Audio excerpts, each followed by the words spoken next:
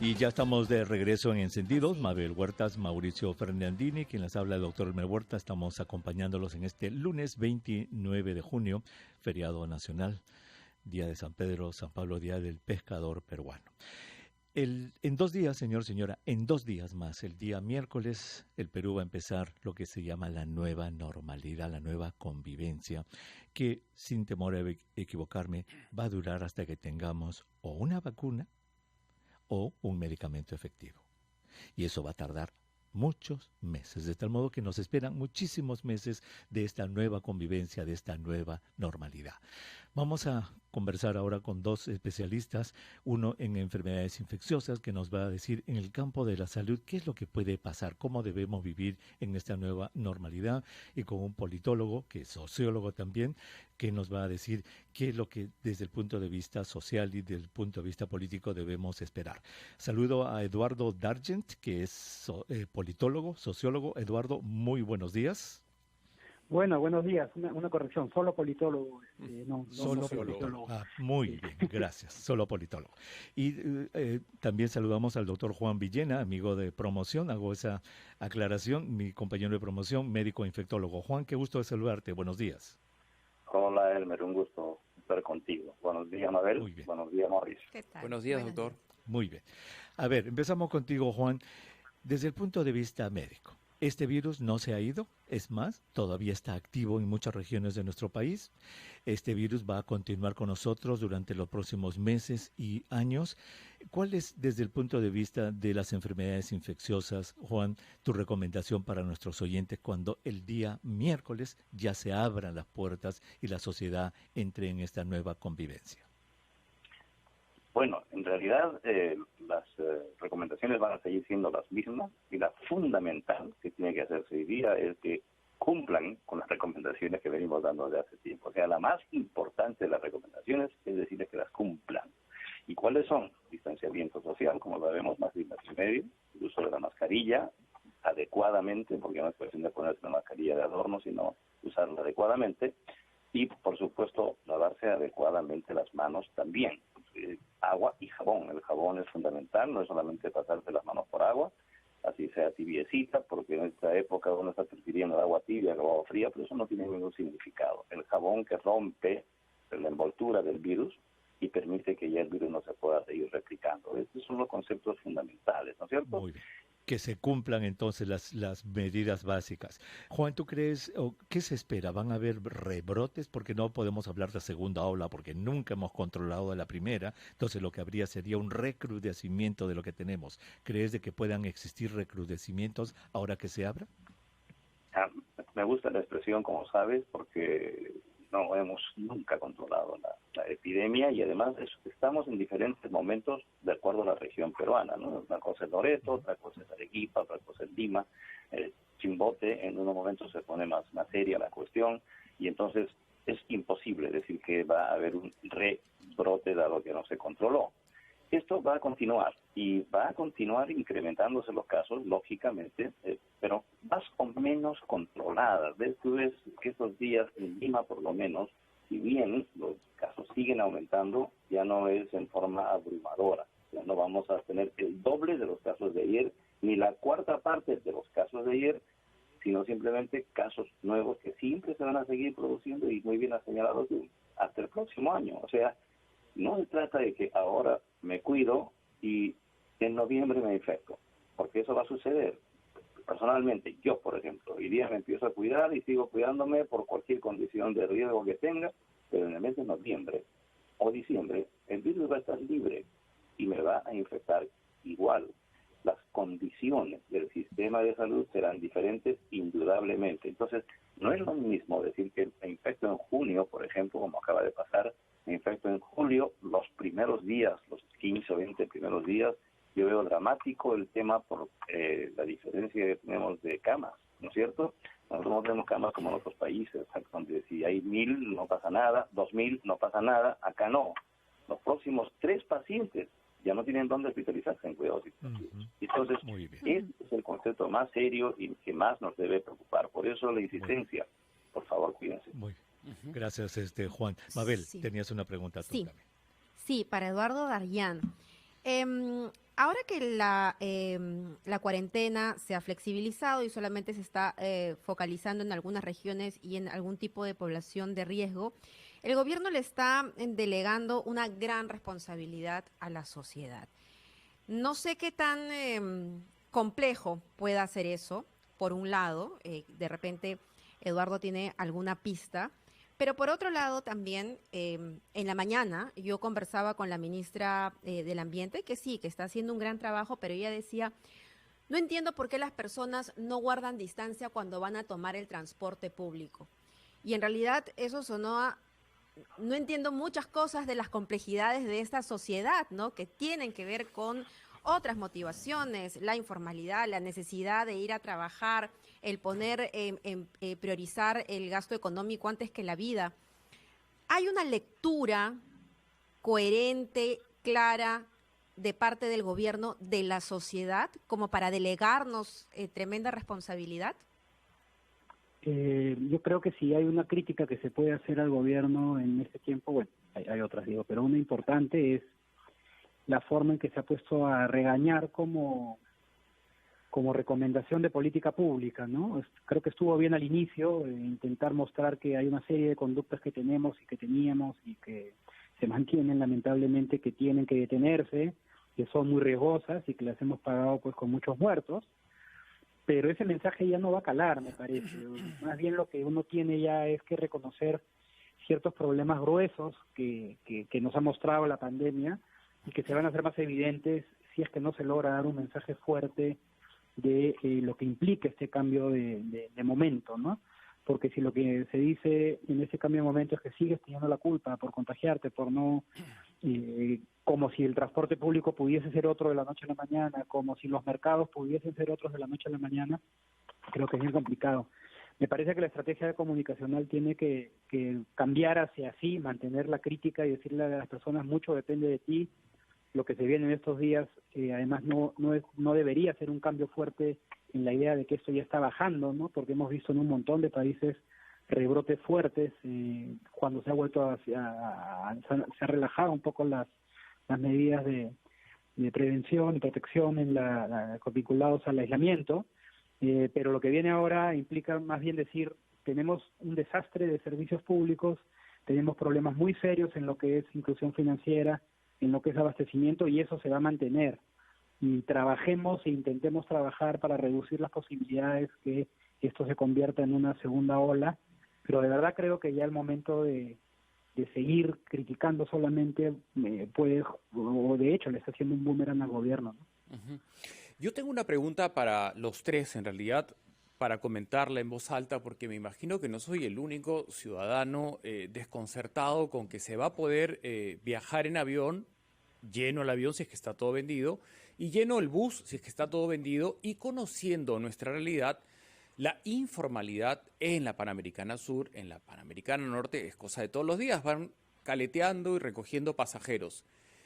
Si esto se va a permitir, entonces estamos todos condenados a contagiarnos, porque obviamente los aviones y los buses no están diseñados para mantener los 2 metros de distancia en relación al otro pasajero. El ministro Zamora esta misma mañana ha dicho que esa es una norma internacional. Entonces es como un mensaje demasiado contradictorio. Entiendo que la emergencia se va a presentar. Quien no pueda postergar un viaje, ¿qué le queda? ¿Subir a un bus y contagiarse? Quisiera sus reflexiones en torno a esto, la nueva convivencia.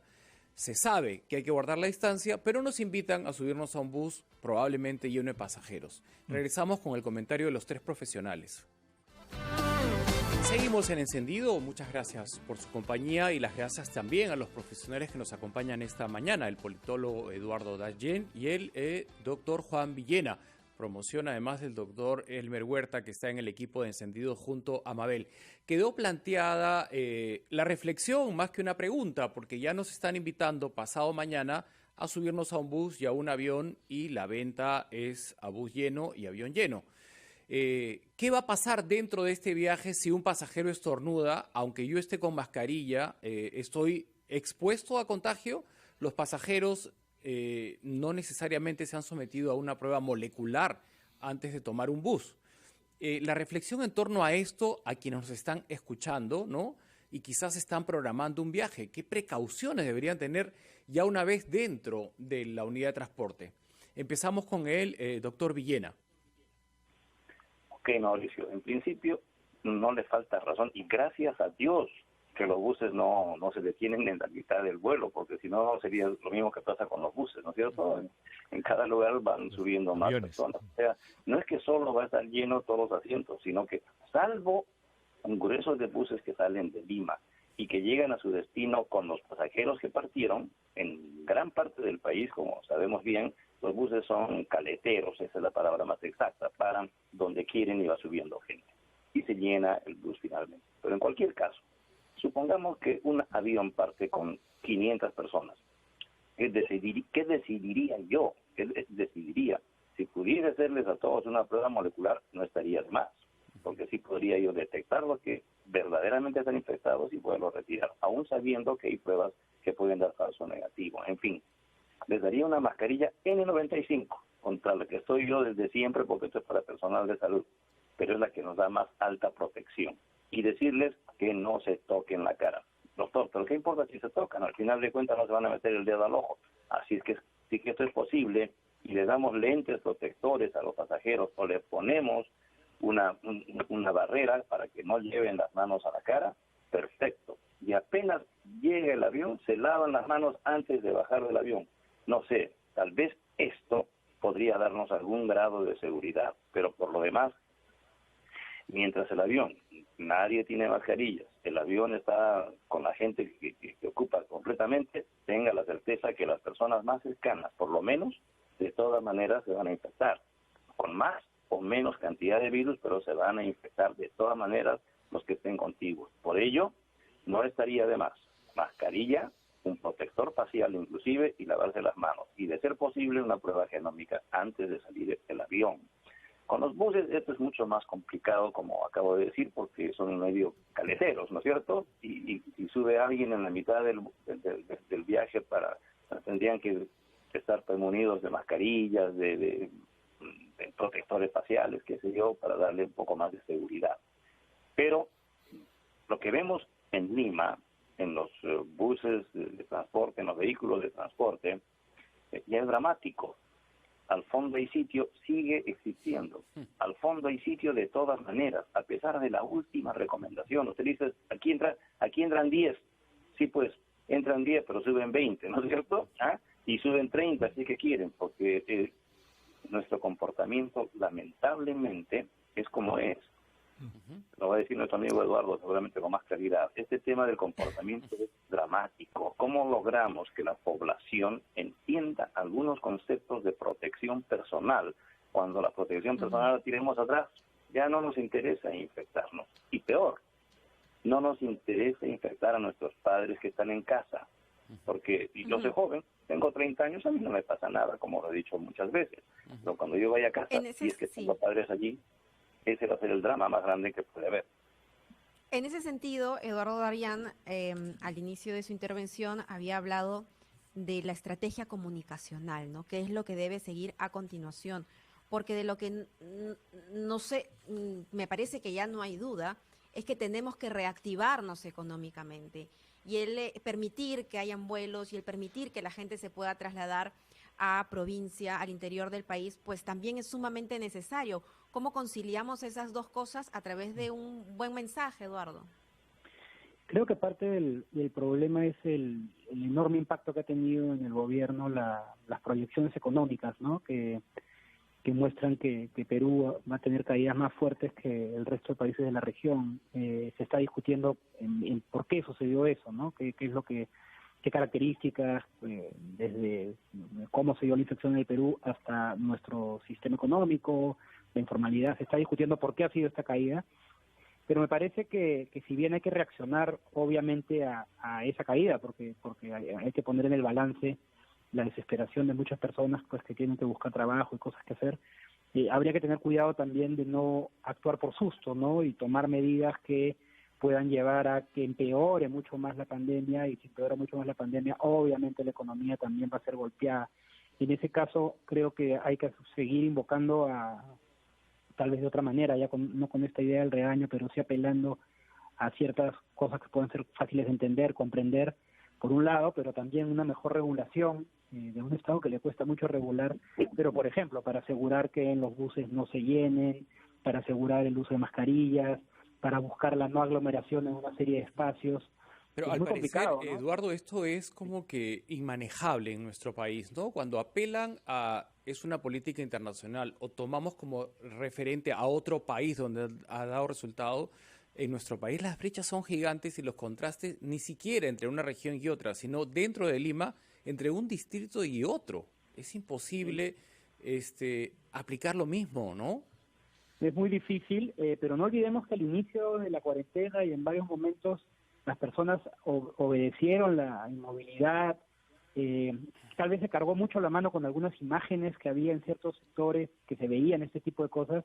También ha habido un respeto alto en muchos lugares a algunas de estas medidas, y creo que el reto que viene ahora es enorme, como decía Mabel, como decías tú también.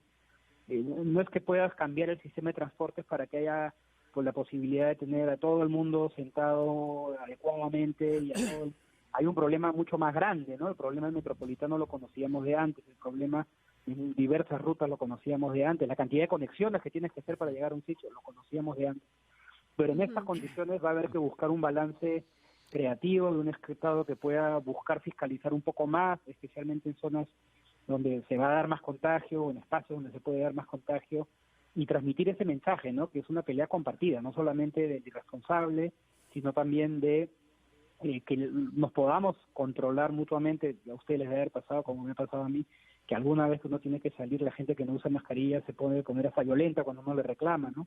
Sí, pero eso tiene que comenzar a ser mucho más parte del día a día, y tal vez lo que se mencionaba antes, creo que es muy importante, ¿no? La consecuencia de no hacerlo es durísima a nivel familiar, ¿no? Te podrías estar cargando con...